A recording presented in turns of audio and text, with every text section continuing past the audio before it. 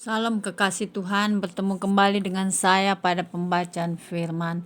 Semoga Bapak Ibu sehat selalu dalam lindungan Tuhan. Sebelum membaca firman, kita berdoa terlebih dahulu. Tuhan Yesus yang maha dahsyat, maha suci, kami datang sujud bersimpu di bawah kaki-Mu. Kami datang menyembah Engkau, Juru Selamat pribadi kami. Tiada Allah lain yang kami sembah selain Yesus Tuhan. Engkaulah terang dan keselamatanku, perisai gunung batuku. Engkaulah jalan yang lurus yang ku tempuh. Urapi kami ya Allah Roh Kudus dengan seluruh pendengar yang mendengarkan firman. Terangi hati dan pikiran kami saat membaca firman ini. Kami mulai pembacaan firman hanya di dalam nama Tuhan Yesus yang maha ajaib, maha dahsyat, maha besar, maha mulia. Haleluya, amin.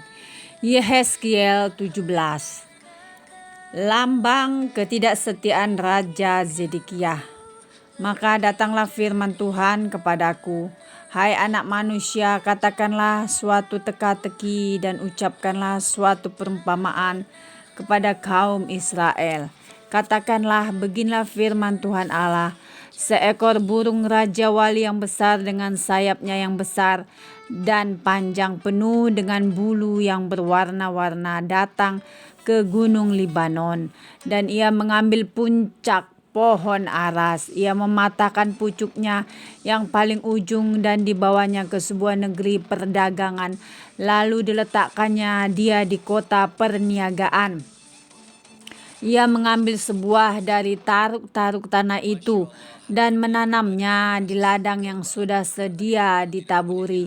Ia menempatkannya dekat air yang berlimpah-limpah seperti pohon ganda rusa, sehingga ia tumbuh dan menjadi pohon anggur yang rimbun, yang tumbuhnya rendah dan cabang-cabangnya melengkung menuju burung itu, dan akar-akarnya tetap di bawahnya. Demikianlah ia menjadi pohon anggur dan mengeluarkan tunas-tunas dan memancarkan taruk-taruk.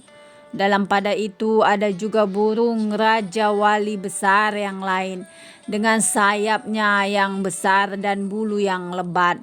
Dan sungguh pohon anggur ini mengarahkan akar-akarnya ke burung itu, dan cabang-cabangnya dijulurkannya kepadaku, supaya burung itu mengairi dia lebih baik dari bedeng di mana ia ditanam.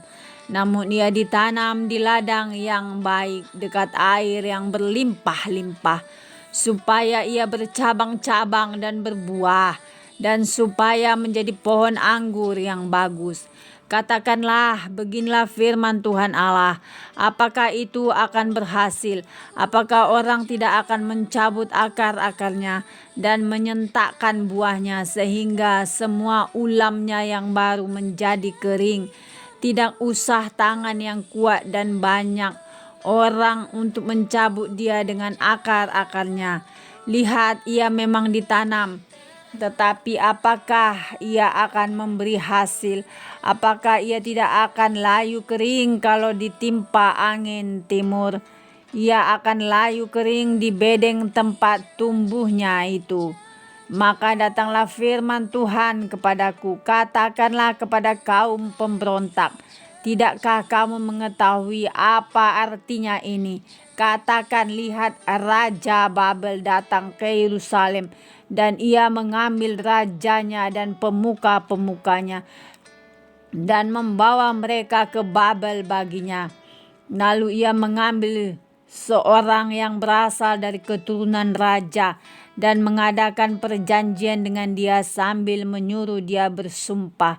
Ia mengambil juga orang-orang berkuasa negeri itu, supaya kerajaan itu menjadi lemah dan jangan memberontak lagi, juga supaya memegang teguh perjanjian itu, dan dengan demikian tetap ada. Tetapi orang itu memberontak kepadanya dengan menyuruh utusannya ke Mesir, supaya ia diberi kuda dan tentara yang besar. Apakah ia akan berhasil? Apakah orang yang berbuat demikian dapat luput? Apakah orang yang mengingkari perjanjian dapat luput? Demi aku yang hidup, demikianlah firman Tuhan Allah. Ia pasti mati di Babel, di tempat raja yang mengangkatnya menjadi raja, karena ia memandang ringan kepada sumpah yang dimintakan raja itu daripadanya dan mengingkari perjanjian raja itu dengan dia. Dan Firaun tidak akan membantu dia dalam peperangan dengan tentara yang besar. Dan sekumpulan banyak orang pada waktu tembok pengepungan ditimbun dan benteng pengepungan didirikan untuk melenyapkan banyak orang. Ya, ia memandang ringan kepada sumpah dan mengingkari perjanjian. Sungguh, walaupun ia menyungguhkan hal itu dengan berjabat tangan, tetapi ia melanggar semuanya itu, maka ia tidak dapat luput. Oleh sebab itu, beginilah firman Tuhan Allah, demi aku yang hidup, aku pasti menimpakan atas kepalanya sumpahnya kepadaku, yang dipandangnya ringan, dan perjanjiannya di hadapanku yang diingkarinya.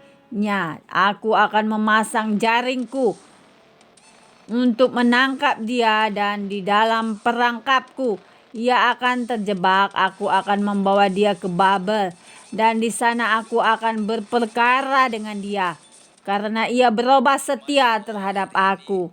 Dan semua tentara pilihannya akan tewas dimakan pedang, dan yang terluput akan dihamburkan ke semua mata angin. Dan kamu akan mengetahui bahwa akulah Tuhan yang mengatakannya.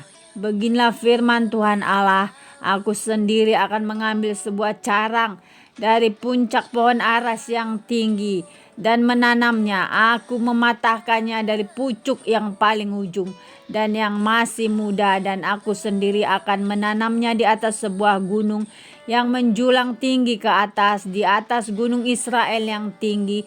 Akan kutanam dia agar ia bercabang-cabang dan berbuah dan menjadi pohon aras yang hebat. Segala macam burung dan yang berbulu bersayap tinggal di bawahnya. Mereka bernaung di bawah cabang-cabangnya.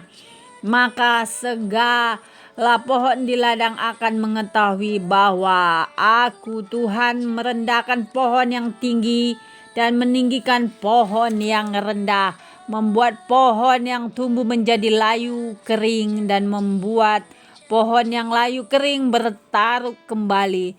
Aku Tuhan yang mengatakannya dan akan membuatnya. Amin. Terpujilah Engkau Tuhan Yesus yang maha dahsyat, maha ajaib, maha perkasa.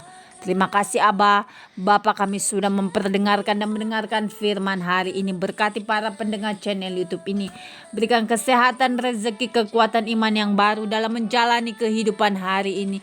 Kuasa darah Yesus membungkus kami untuk terus maju, membaca, merenungkan, serta melakukan firman-Mu.